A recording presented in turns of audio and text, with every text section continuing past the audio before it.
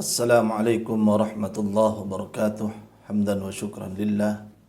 Salatan wa salaman ala sayyidina Rasulillah wa alihi wa sahbihi wa mawalah wa la hawla wa la quwwata illa billah. Ikhwani fillah yang dimuliakan oleh Allah Subhanahu wa taala, kita melanjutkan bacaan kitab Al-I'lam bi Ahaditsil Ahkam karangan Syekhul Islam Zakaria Al-Ansari. Kita sampai pada hadis yang ke-9. An Ibnu Abbas radhiyallahu taala anhuma, diceritakan dari Sayyidina Abdullah Ibnu Abbas. Sayyidina Abdullah Ibnu Abbas ini diberi kunyah Abul Abbas, bapaknya Abbas, karena beliau mempunyai putra sama dengan nama ayah beliau.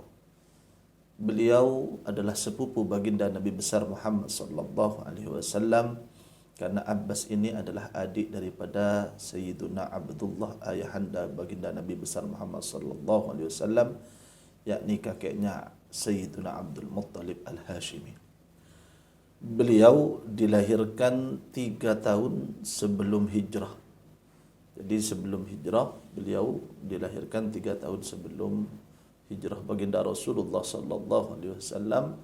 Kemudian beliau wafat pada tahun 68 Hijriah, yakni ketika beliau mempunyai umur sebanyak 71 tahun. Beliau sebelum Rasulullah sallallahu alaihi wasallam pada tahun ke-8 Hijriah menaklukkan Fathu Makkah, beliau hendak berhijrah dengan ayahandanya Sayyidina Abbas. Nah, hakikatnya ayahandanya Sayyidina Abbas itu sudah masuk Islam, hanya saja beliau tidak mampu untuk melakukan hijrah. Maka kemudian pada waktu itu beliau ingin melakukan hijrah, akan tetapi sesampai di Juhfah beliau bertemu dengan baginda Rasulullah sallallahu alaihi wasallam hendak menuju Makkah untuk menaklukkan kota Makkah. Maka akhirnya Sayyidina Abdullah bin Abbas serta ayahnya yaitu Sayyidina Abbas kembali lagi ke kota Makkah dan mengikuti baginda Rasul sallallahu alaihi wasallam. Kemudian beliau juga mengikuti ayahandanya, yakni Sayyidina Abbas, ikut peperangan dalam Hunain dan Taif. Setelah itu sampai di kota Madinah, beliau senantiasa bersama Nabi besar Muhammad sallallahu alaihi wasallam, belajar dari Nabi besar Muhammad sallallahu alaihi wasallam. Dari itulah beliau mempunyai banyak sekali riwayat-riwayat hadis, dan beliau termasuk min sigharis sahabah, dari sahabat yang kecil yang senantiasa bisa meriwayatkan apa tentang sifat-sifat Rasulullah sallallahu alaihi wasallam, ketampanan dan sebagainya. Beliau mempunyai bibi saudari daripada ibundanya, yaitu Sayyidatuna Maimunah bintul Harith. Sayyidatuna Maimunah bintul Harith ini ummul mukminin, istri baginda Rasul sallallahu alaihi wasallam. Pada suatu saat beliau sering meminta kepada bibinya, terutama jika bibinya sedang haid, untuk tidur di kediaman beliau untuk melihat seperti apa yang dilakukan oleh baginda Rasulullah sallallahu alaihi wasallam ketika waktu malam. Hingga pada suatu saat beliau sudah tahu tentang Rasulullah SAW ambil wudhu dan lain sebagainya, maka beliau suatu saat mempersiapkan wadah diisi air agar nanti ketika Rasulullah SAW sudah bangun, beliau tinggal langsung berwudhu. Maka pada waktu itu Sayyidatuna Maimunah berkata kepada Rasulullah SAW, "Wahai Rasulullah, air wudhu ini, air wudu yang akan dijadikan wudhu ini dipersiapkan oleh Abdullah ibnu Abbas." Dari itu Sayyidina Rasulullah SAW memanggil Sayyidina Abdullah ibnu Abbas, kemudian beliau mendekapnya. Setelah beliau mendekapnya, beliau berdoa, "Allahumma faqihhu fid din wa 'allimhu ta'wil." Ya Allah, pahamkanlah anak ini Abdullah bin Abbas dalam masalah agama dan berikan dia pemahaman ilmu dalam hal ta'wil. Dalam riwayat lain Rasulullah sallallahu alaihi wasallam juga berdoa, "Allahumma 'allimhul kitab, Allahumma 'allimhul hikmah." Ya Allah, ajarkan kepadanya kitab Al-Quran dan hikmah. Maka dari itu Ketika Rasulullah Sallallahu Alaihi Wasallam telah meninggal, beliau sangat mahir, sangat hebat dalam menafsirkan Al-Quran. Maka beliau sampai diberikan julukan dengan Habrul Ummah. Habrul Ummah adalah orang yang sangat alim daripada ummah ini sehingga seperti tinta. Disebut juga dengan laqab turjuman Al-Quran, penerjemah Al-Quran. Disebut lagi Al-Habr, disebut lagi Al-Bahr, lautan yang ada dalam umat ini. Beliau meskipun sangat muda, pada kepemimpinan Sayyidina Umar Ibn Khattab, beliau menjadi mustasyar, orang yang biasa diajak musyawarah oleh Sayyidina Umar Ibn Khattab. Bahkan beliau dikenal dengan Fatal Kuhul, seorang pemuda yang bersama dengan orang-orang yang tua. Beliau sangat alim, beliau ahli tafsir, beliau ahli takwil sebagaimana Rasulullah sallallahu alaihi wasallam, dan beliau sangat kuat dalam berhujjah. Ketika masa Sayyidina Ali radhiyallahu taala anhu, ada sebanyak 6.000 kaum Khawarij yang ingin memerangi Sayyidina Ali karena mereka mengatakan bahwa Sayyidina Ali telah kafir karena mengangkat seseorang untuk menjadi tahkim dalam urusan agama.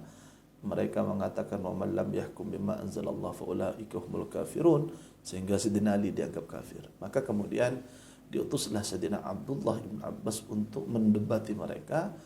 Maka dari 6.000 orang itu ada 2.000 orang, subhanallah, 2.000 orang kembali lagi kepada jalan yang benar setelah didebati oleh Sayyidina Abdullah bin Abbas. Beliau Sayyidina Abdullah bin Abbas adalah orang yang sangat dermawan dan ahli ibadah.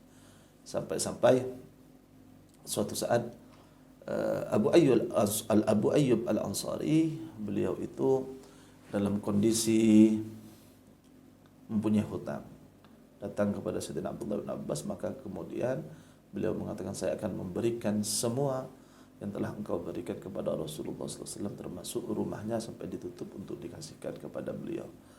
Beliau ahli ibadah. Sampai pada suatu malam beliau salat full, yakni setelah bangun tidur beliau salat full sampai pagi, dan beliau dalam salat itu memperbanyak tasbih. Dalam sujud-sujud beliau memperbanyak tasbih. Namun di akhir hayat beliau kemudian buta. Didatangkan seorang dokter kepada beliau. Dokter itu menjamin,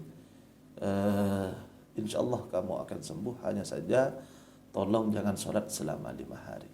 Apa yang beliau katakan? La wallah wala rakaatan wahidah. Demi Allah saya tidak akan meninggalkan sholat bahkan walaupun 1 rakaat. Karena saya pernah mendengar sabda Rasulullah sallallahu alaihi wasallam, man taraka salatan wahidatan muta'ammidan, siapapun yang meninggalkan salat dengan sengaja, laqiyallah wa huwa alaihi ghadban, maka dia ketika bertemu kepada Allah kelak Allah akan dalam kondisi marah. Itulah Sayyidina Abdullah bin Abbas. An Ibnu Abbas radhiyallahu taala anhuma, diceritakan dari Sayyidina Abdullah bin Abbas radhiyallahu taala anhuma, qala Rasulullah sallallahu alaihi wasallam, idza dubighal ihab, jika ihab atau kulit hewan yang belum disamak, dubighah disamak, jika ada kulit hewan disamak, faqad taharah, maka kulit tersebut menjadi suci. Atau tahurah, tapi al-afsah kata ulama tahar. Rawahu Muslimun wa ghairuhu. Hadis ini diriwayatkan oleh Imam Muslim dan juga diriwayatkan oleh selain Imam Muslim. Jadi hadis ini memberitahukan kepada kita bahwasanya jika ada satu kulit dan kulit itu kemudian mutanajjis karena mati, karena menjadi mayat, maka itu akan menjadi suci jika disamak.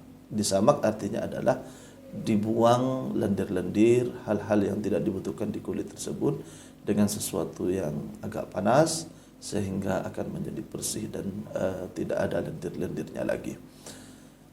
Ulama dalam masalah mensamak kulit ini ada sebanyak 7 pendapat, namun kita hanya ingin berbicara dalam madhab Asy-Syafi'i. Al-Imam Asy-Syafi'i dari hadis ini beliau menjelaskan bahwasanya kulit apapun yang najis karena mati, maka jika disamak akan menjadi suci. Artinya, jika kulit itu memang sudah najis sebelum mati, seperti kulit babi, seperti kulit anjing atau anak-anak dari babi dan anjing ini, karena memang sudah najis sebelum mati, maka kulit ini tidak akan pernah menjadi suci walaupun disamak. Akan tetapi kulit harimau dan lain sebagainya, walaupun sebelumnya tidak bisa dimakan, karena dia sebelumnya suci, hanya saja ketika mati dia akan menjadi najis, maka jika disamak nanti akan menjadi suci. Jadi tidak ada perbedaan antara makulul lahmi atau tidak, dapat dimakan dagingnya atau tidak. Hanya saja yang paling penting adalah anjing, babi atau anak-anaknya atau anak salah satunya itu tidak bisa disamak lagi. Kemudian jika sudah disamak maka itu suci. Artinya suci adalah bisa dipakai untuk bersentuhan langsung dengan sesuatu yang cair, dijadikan wadah, terkena air dan sebagainya. Apalagi cuman bersentuhan dengan sesuatu yang kering, yang cair pun itu tidak najis lagi, akan menjadi suci. Saya kira itu tentang hadis yang ke-10, yang ke-9.